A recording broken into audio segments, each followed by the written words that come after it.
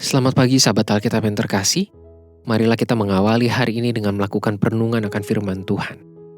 Bacaan Alkitab kita pada hari ini berasal dari Keluaran pasal yang ke-33, ayat yang ke-17 sampai ayatnya yang ke-23. Berfirmanlah Tuhan kepada Musa, "Juga hal yang telah kau katakan ini akan kulakukan, karena engkau telah mendapat kasih karunia di hadapanku, dan aku mengenal engkau." Tetapi jawabnya, "Perlihatkanlah kiranya kemuliaanmu kepadaku." Tetapi firman-Nya, "Aku akan melewatkan segenap kegemilanganku dari depanmu dan menyerukan nama Tuhan di depanmu.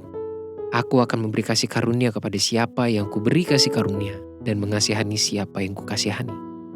Lagi firman-Nya, "Engkau tidak tahan memandang wajahku, sebab tidak ada orang yang memandang aku dapat hidup."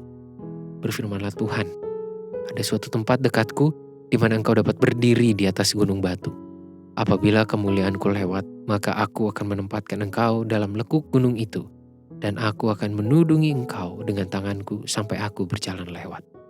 Kemudian aku akan menarik tanganku, dan engkau akan melihat belakangku, tetapi wajahku tidak akan kelihatan." Sahabat Alkitab, salah satu perilaku iman yang perlu diwaspadai adalah kemanjaan beriman, yaitu sebuah sikap yang menginginkan bahkan menuntut Tuhan untuk bertindak sesuai dengan permintaan atau keinginan sendiri. Hubungan antara permintaan atau doa dengan jawaban Tuhan memang selalu menjadi tema yang menarik dan misterius. Di tengah tuntunan dan kondisi diri sebagai manusia, kita pun memperlakukan Tuhan sebagai pihak yang harus bertindak sesuai dengan keinginan kita. Bahkan tidak menutup kemungkinan kita dapat memosisikan Tuhan sebagai agen yang akan mengabulkan permintaan ketika kita memberikan sejumlah hal kepadanya terlebih dahulu. Tentu saja hal ini menjadi model pemahaman dan sikap iman yang perlu dibenahi. Catatan di dalam ayat 17 menjadi salah satu bagian dari firman Tuhan yang perlu mendapatkan perhatian khusus dalam membangun pemahaman iman yang bertanggung jawab. Memang dikatakan bahwa Tuhan akan melakukan sesuai dengan perkataan atau permintaan Musa.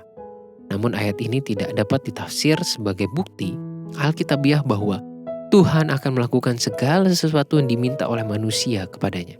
Terdapat beberapa hal yang perlu kita pahami terkait kemunculan ayat ini. Pertama, permintaan Musa yang muncul pada ayat-ayat sebelumnya merupakan harapan dari seorang manusia yang begitu merindukan serta membutuhkan penguatan yang berdasarkan kehadiran Sang Tuhan dalam hidupnya.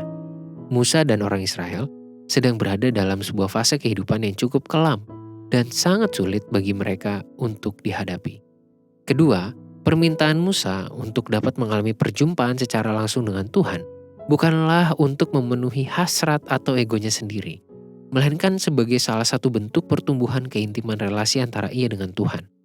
Pada momen awal, ketika Tuhan mengutus Musa, Musa begitu ketakutan hingga ia takut binasa karena telah berjumpa dengan Tuhan. Namun sekarang ia justru begitu merindukan perjumpaan langsung dengan Tuhan. Sahabat Alkitab, berdasarkan upaya singkat ini kita dapat mengambil pelajaran bahwa Tuhan selalu bertindak untuk mewujudkan kasih dan kepeduliannya, secara khusus bagi setiap pribadi yang merindukan kehadiran Tuhan. Hubungan yang kita bangun semestinya terjadi dalam ketulusan dan keintiman. Segala permintaan dan doa yang kita serahkan kepadanya pun semestinya disampaikan dalam kerendahan hati, serta berpengharapan yang penuh kepada Tuhan. Bukannya terjadi dalam paksaan, hanya demi memenuhi hasrat dan keinginan sendiri. Mari kita berdoa. Ya Tuhan, kiranya kami memiliki pemahaman dan sikap doa yang berkenan di hadapan Tuhan. Praktik doa yang berlandaskan ketulusan serta pengharapan. Praktik doa yang membuka diri kami untuk menerima cara dan jawaban dari Tuhan. Bukan justru kami lakukan dalam sifat paksaan dan egosentris yang begitu tinggi. Tolonglah kami Tuhan, bimbing dan binalah iman kami, diri dan sikap hidup kami. Hanya di dalam nama Tuhan Yesus kami berdoa dan memohon. Amin.